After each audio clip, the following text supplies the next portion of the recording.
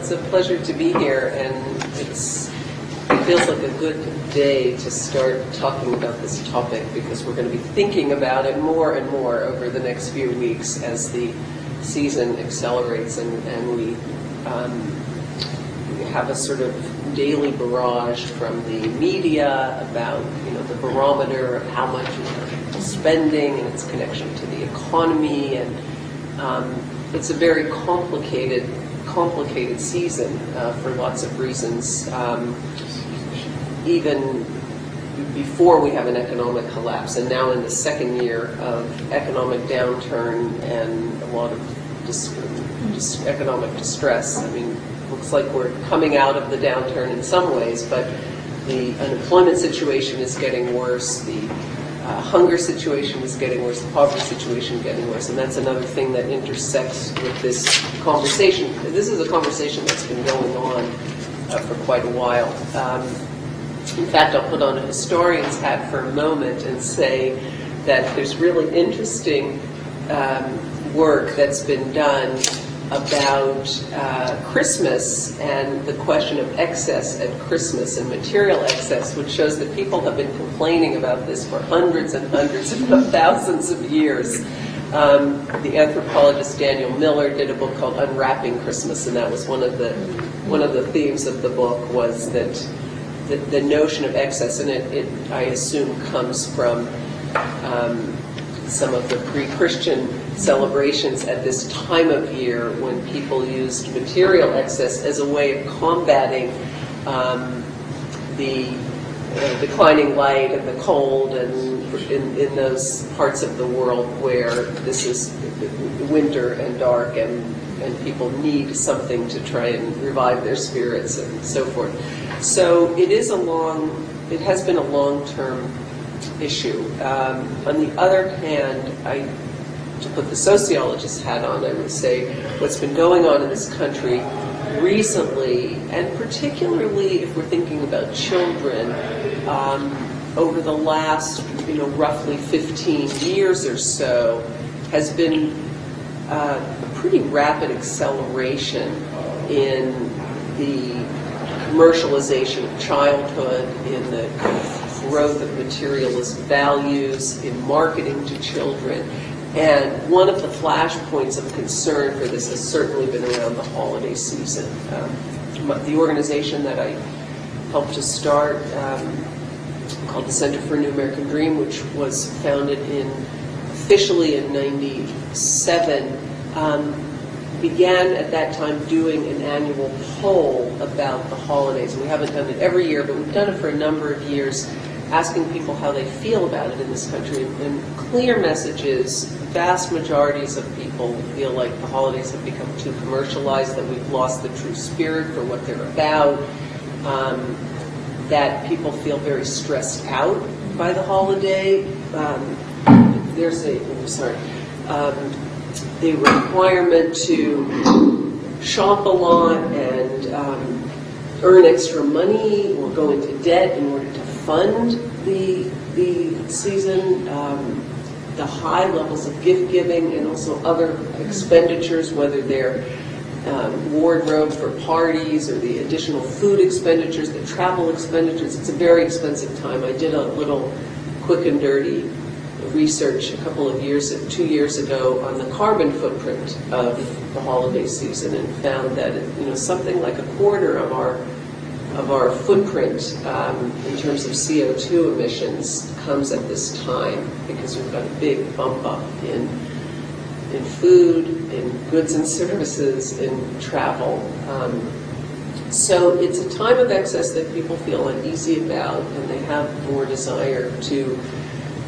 They express it as getting back to. I'm not sure it's getting back to, because I think it's been a long time since we were there. But certainly to practice the holiday in a different way that is less about having, more about being, more about social connection and family, certainly, less stressed and fast pace of life, and more about slowing down and connecting with each other, in part because people don't get to do enough of that in the rest of the year. control over the spending. We did really interesting polling that found a significant fraction of people go into debt in order to fund their holiday purchases. And then we asked people, what was the major gift that you received from your spouse or significant other or something last year?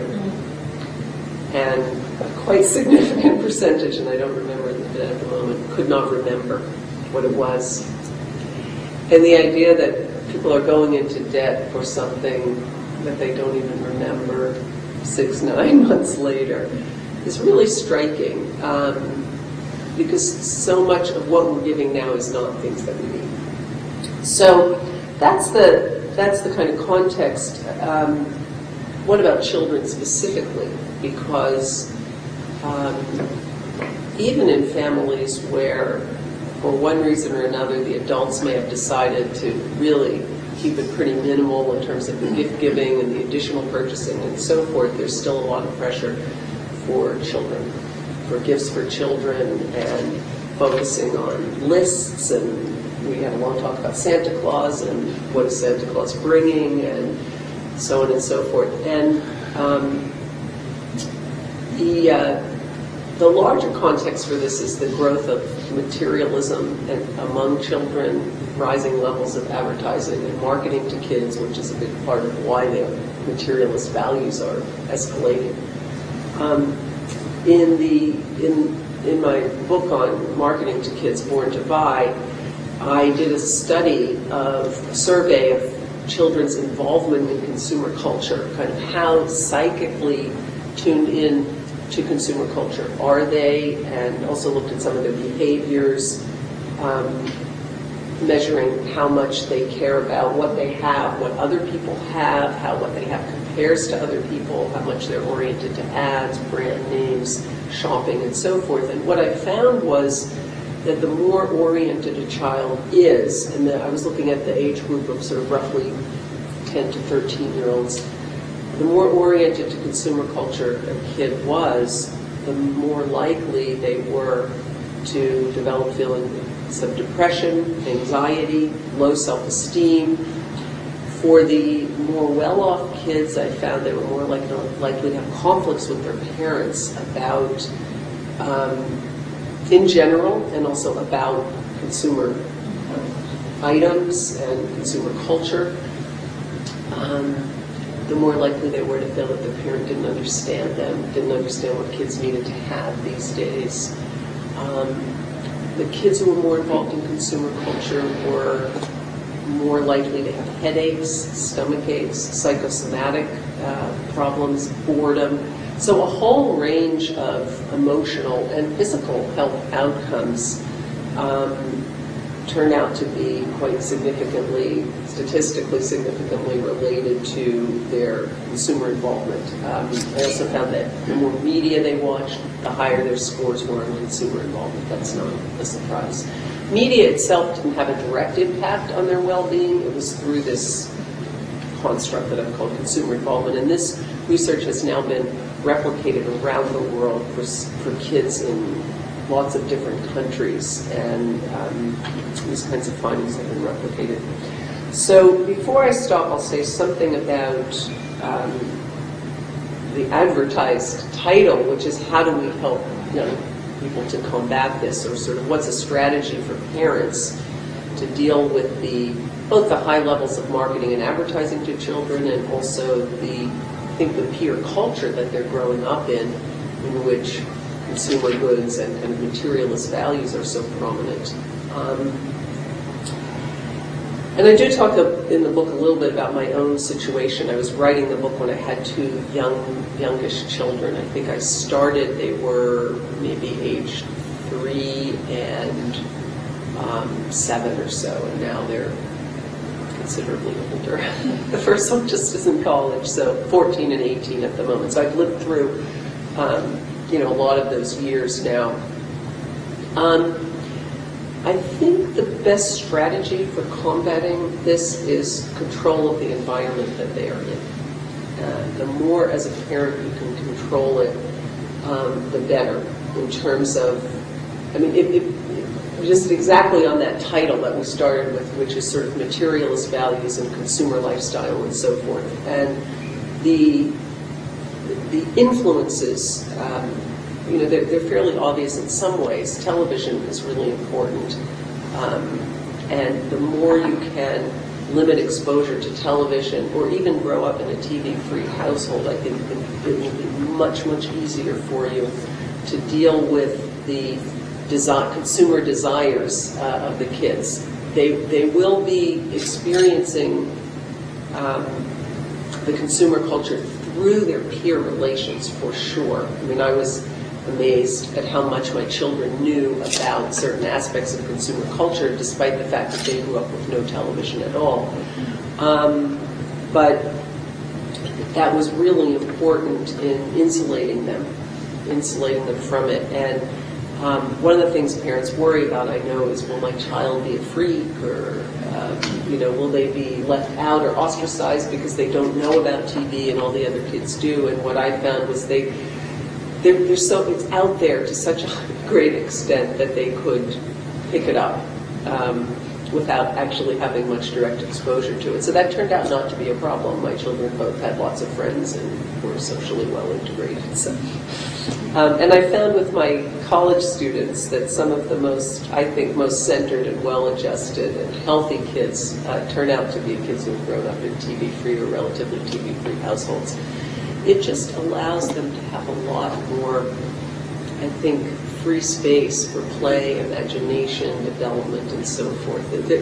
TV colonizes in a way, and I think the internet is doing that to some extent, depending on what they're doing on it. The internet can also give them access to a lot of really cool stuff, which is empowering and positive. My children used to play Scrabble on the internet, and they really loved that, and I don't think that was bad for them. I think it was good for them. So that's one thing, limiting exposure to the extent that you can. And I'll mention one other thing.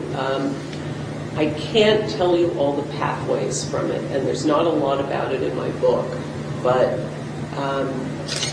after I wrote the book, I started to realize more, started to have the feeling that we needed to do a lot more research on this topic, and that has to do with food. There's a fair amount in the book about food marketing, and about half of all the marketing to children that's done in this country is food marketing.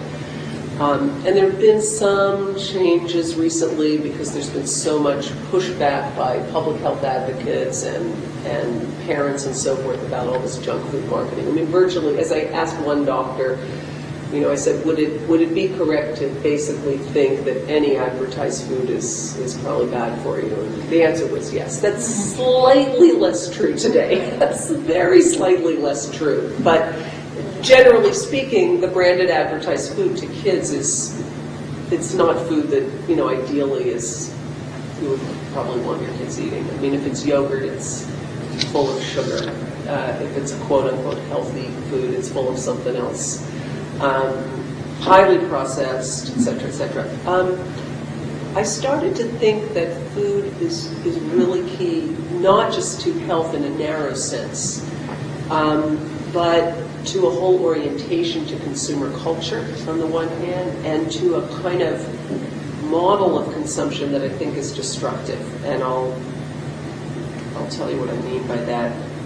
Since so much of the food that's marketed to kids is sugared food, not all of it, but a lot of it is.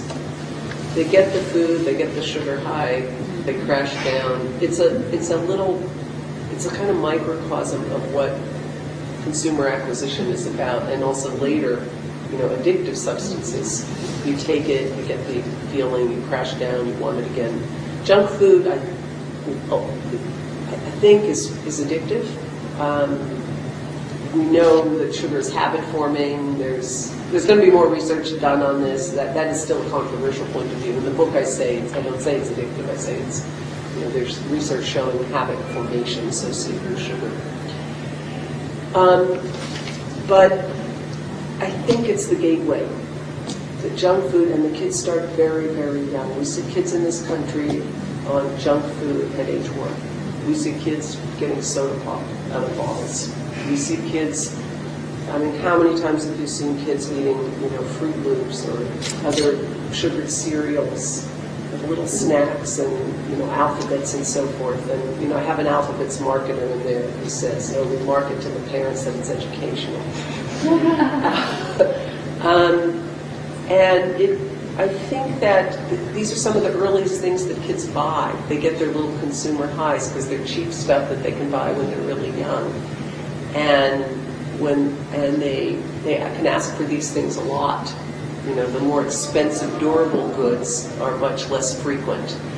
And I think, often we think about junk food and in a different food in a different category than, say, the clothing or the consumer electronics or the other things that we're worried about when we feel our kids are too materialistic. But I think that putting food in there and thinking about rooting children with really healthy diets from when they're born, fruits and vegetables and diets that are really tasty and good for you, and getting them into a diet like that rather than what I and some others call the white diet, which is what so many American kids are on today. They will only eat processed foods. They'll eat pizza and macaroni and cheese and pasta and bread and potatoes and milk. They eat white stuff, and it's a really unhealthy diet, and it's a junk food diet, basically. In Super Size Me, Morgan Spurlock has a little anecdote or a little vignette about a school for kids with behavioral problems, and when they switched to a really healthful diet from a sort of normative American diet, behavior problems went down. And I've had many parents come up to me, as I've been talking about this book, saying, my kid had ADHD, I put them on a healthy diet, it's been so much better. And we haven't really done the research yet. We know about a lot of bad health consequences of these foods, but how they affect behavior, how they affect values, we need a more integrated model. And I think that, I do think that's really a key place to start, carving out a kind of different way of living. And I think that will help the kids to do what we're talking about today, which is to have a different set of values and a much healthier way, a happier way of living. I'm done.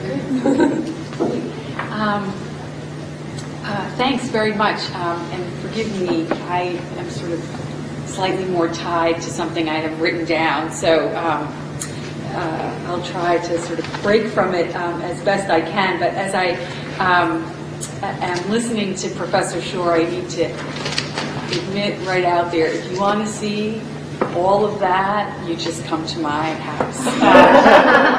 I'm a TV junkie, and I am sadly probably raising children who have brand recognition, for whom it is a struggle to eat something green or, so we have a lot of that going on in our house. So I turn to the New American Dream for ways to sort of start to carve out some space, but we've met with less than spectacular success.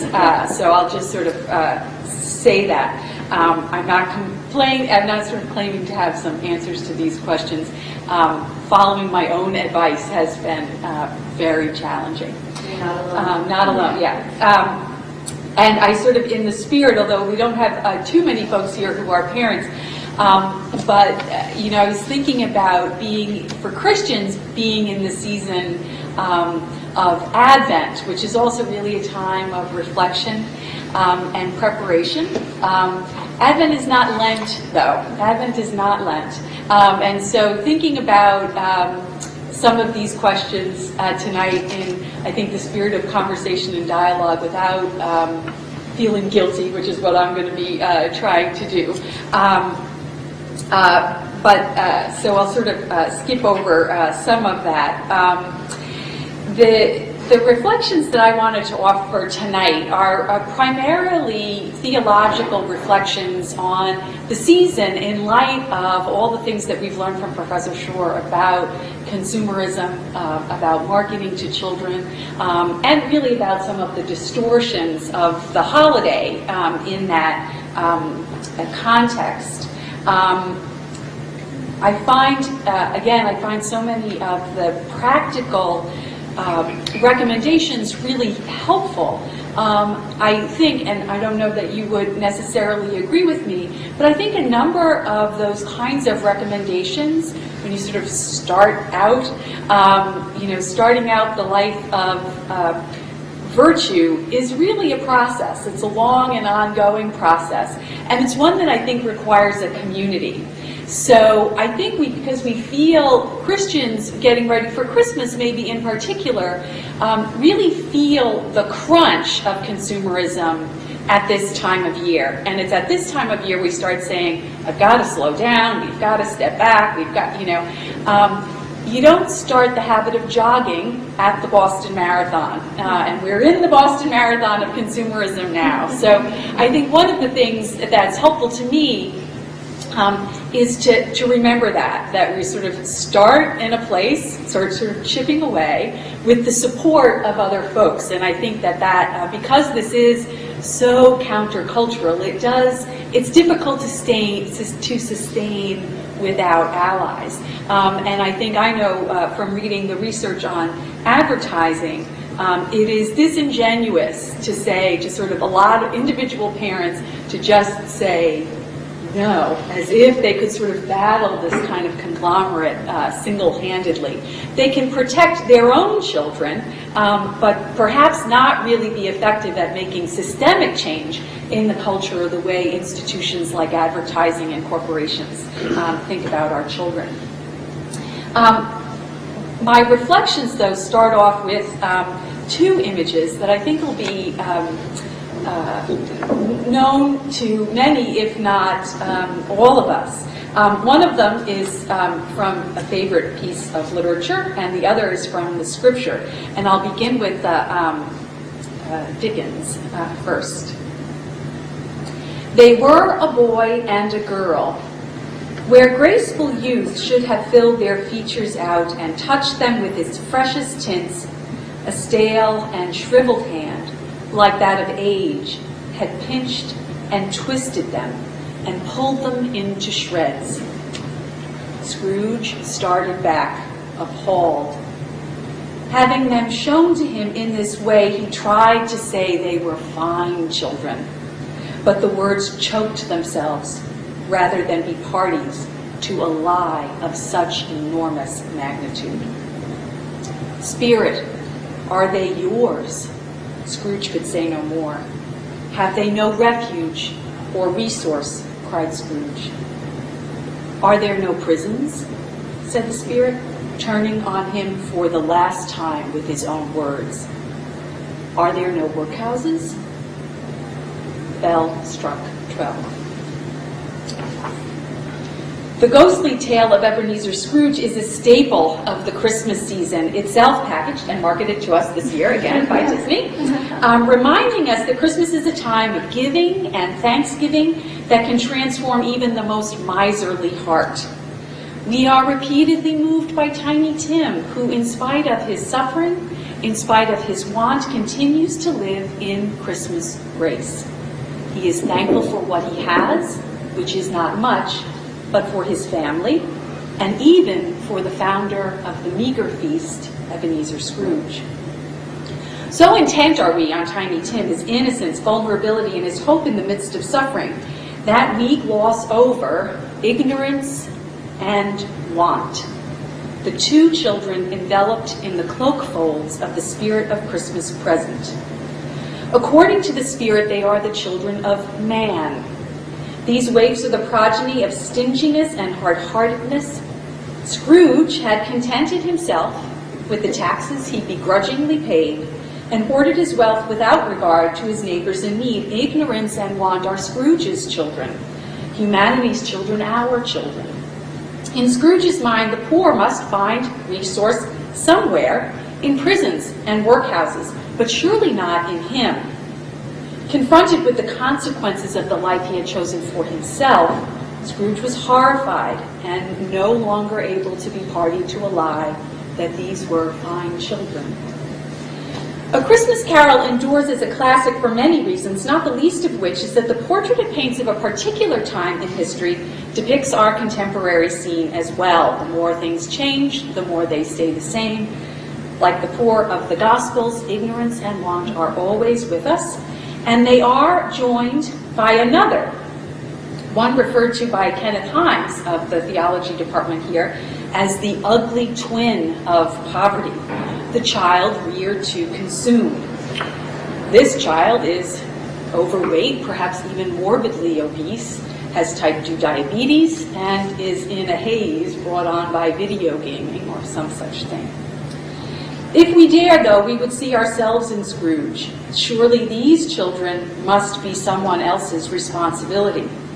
Poor children are put to work in inhuman conditions as if punishment for their poverty or the poverty of their parents. In the U.S.,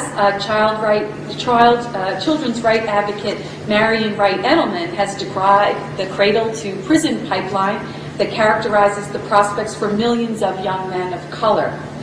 And we underestimate how many ads our children see, how much violence they witness, and how these experiences change them. Those are someone else's children, not my children. Rather than observing a season of joyful anticipation with shared abundance for all, especially the poor, our culture falls into a trap that even Ebenezer recognized and resisted, however wrongly. A frantic race to spend and spend in search of happiness, only to be met with fleeting pleasure and then disappointment. Much of this effort is centered on the children of privilege, and much of the effort to resist the rat race of consuming is also likewise focused on children of privilege. Our children will have toys, but they'll be environmentally friendly classic toys. Their clothing will not come from megastores. We will cook from scratch. And even the simple life in our society, as we have been talking about, is something that is being marketed in such a way that can have it look like it costs a lot of time and money. While it may be in the Christmas season that these questions are put before us so starkly, the phenomenon of consumerism is with us all year, year after year, and has global impact. Many of our children are eagerly anticipating Santa's visit, to be sure, but when I'm honest with myself, I realize that my children rarely have to wait long for anything. When they want something, we have plenty of reasons and opportunities to give and to reward them with things all year long. And even the season of giving then, even for them, begins to lose some of its meaning. There's just more now than there usually is all year long. To take up a metaphor used by ethicist Margaret Farley, consumerism has become part of the air that we breathe, and our children and we are choking on it. The globalization of Western economic values, though, has a dramatic impact on the world. And so I want to also keep in mind that while many of the children that we're thinking about are little spenders, as Professor Shore has called them, super consumers by others, they're encouraged to spend without any sense that they contribute meaningfully to the welfare of their family or the community. And parents in that context seek not only happiness, but advantage for their children and themselves in an atmosphere of competitive consumerism, without regard to the poverty and the environmental devastation it wreaks for other children. Childhood itself is being sold to us, and we use our children. So this is sort of where I kind of turn some of the effect of this on me. We can use our children, what they have, what they do, what they wear, as a mark of our own status, right? I communicate something about who I am by the kinds of things my children have or don't have. And so I need to be attentive to that. For poor children, though, the picture can be quite different. In industrialized nations, they're confronted with the same seductive advertising and may experience some of the same disappointment. And we ought not move too quickly from the fiction that is Tiny Tim, to romantic notions about poor children's ability to resist temptations around them, to be grateful for our hand-me-downs, or to belittle their parents' deep desire to provide luxuries that many of us take for granted, even as we're trying to sort of get a rein on some of those same luxuries. More often than not, poor children are considered burdens on an economy, diminishing its ability to maximize wealth for the few. In developing parts of the world, children contribute to family economy and industry through labor. Many of them work in inhumane conditions and are denied the opportunities for education. Like children of other eras, these children have immense propaganda potential.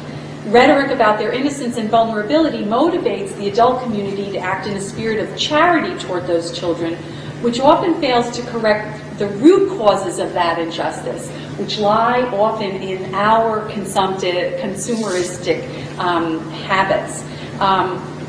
One of the things that really strikes me, and this is a quote I wrote again in my margin that I've underlined and highlighted in the book, but the sense in which, in Professor Schor's book, the sense in which we often think about consumerism as a private activity and one that doesn't really impact anyone else but me, my pattern of consumption and things like that. What I underlined is Professor Schor saying this has to be among the most wrong-headed assumptions in all of economics, right? So we have to think about our consumer patterns in regard to our own children, but we really also have to think about what they're doing to other people's children as well.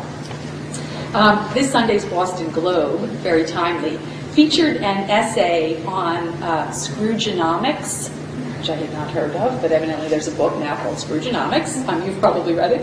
Analyzing the value of gift giving. And it seems that economically, gift giving is ill-advised. I share Professor Schor's urgent claim that our current patterns of consumption are threatening human communities and the environment we share, and have distorted the meaning of giving at Christmas time. But I'm not so sure that Scroogenomics is the way for Christians to think about gift giving or opting out of a consumerist culture. Scroogenomics is another way or another example of market incursion into a valued cultural practice.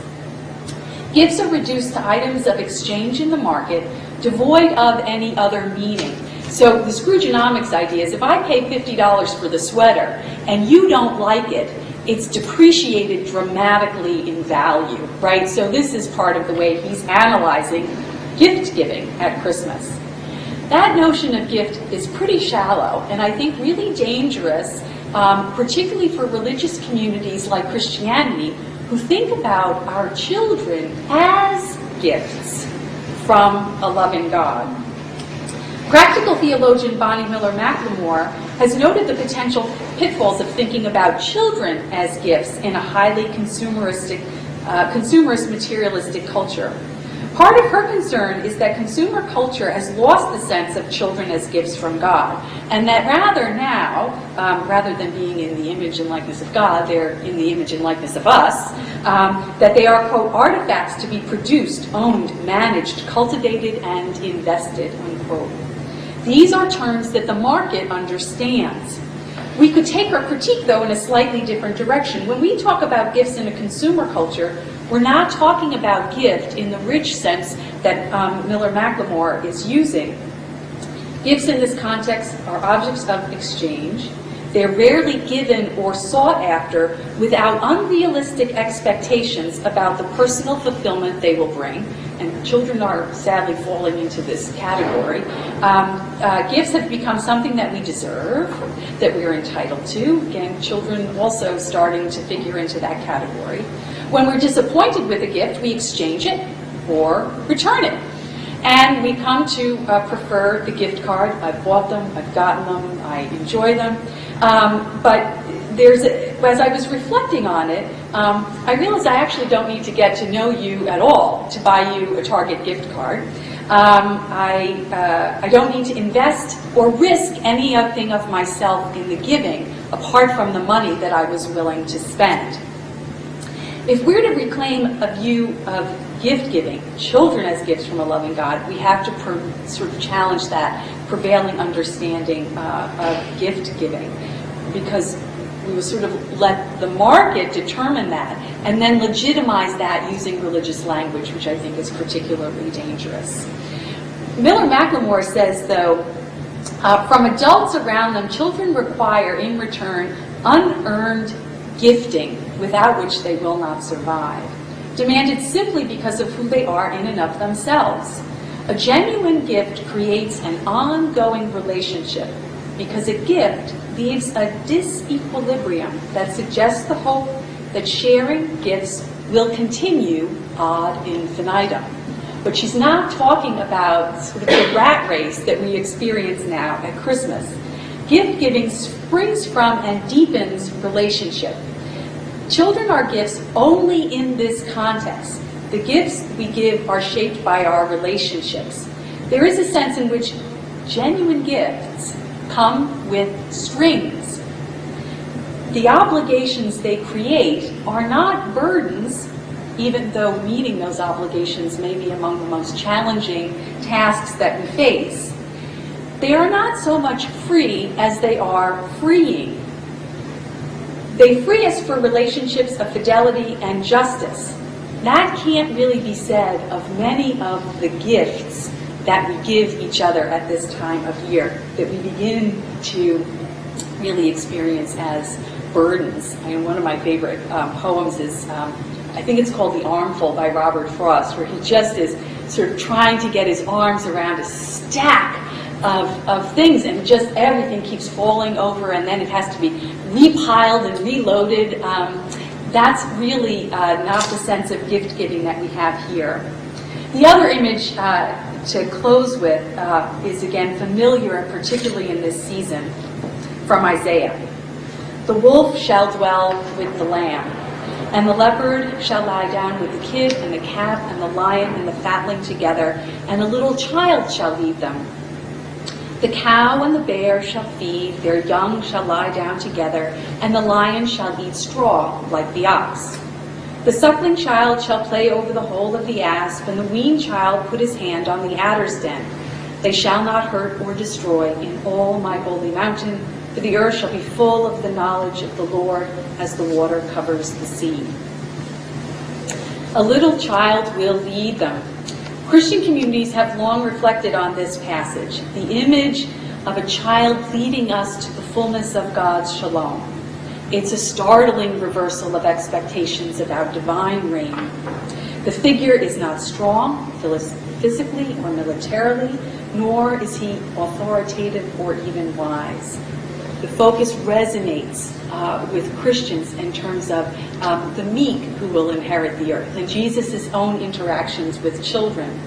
It's heightened for Christmas during Advent, and Christians heightened during Advent and Christmas when we're steeped in the narratives of the Annunciation and infancy, the Incarnation. The birth of a vulnerable infant in impoverished surroundings signals the inbreaking of the kingdom, confounding those in power. But there's more to this image of the child in Isaiah's prophecy. In the fullness of shalom, beasts that have been natural enemies will no longer be at war. Indeed, they feed together. They consume together. In what for Christians may serve as a powerful symbol of communion. It is consumption without competition, without violence or fear. There is enough for all. It is consumption that nourishes. That which threatens the child, like the asp or the adder, has lost its venom, and its den becomes a play place. If we are to heed the prophetic call, then the world must be a safe place for children. Institutions that have the potential to undermine the well-being of children, including the institutions of the market, must be tamed and ordered in such a way that they serve human flourishing. It is an image of the common good for all creation, in which children thrive and play and lead. For Christians, the birth of a vulnerable infant in meager circumstances and stalked by the fear of a tyrant signals the inbreaking of God's kingdom in human history. wonder if Herod lives on Madison Avenue these days. I'm not sure.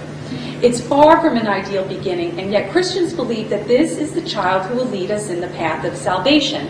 Those who draw near and live, as Margaret Aletta Guider says, in the shadow of the manger, glimpse the promise of God's shalom. It should be, it is, as it was for the Magi, gift giving and receiving become transformative. They change us. We are forever changed. And as the scriptures tell us, we must, like the Magi, go home by another route in order to maintain, to be true to what we've seen and heard. See if we can get by without passing them all, I guess, on the way. But thanks for your patience. Oh, give us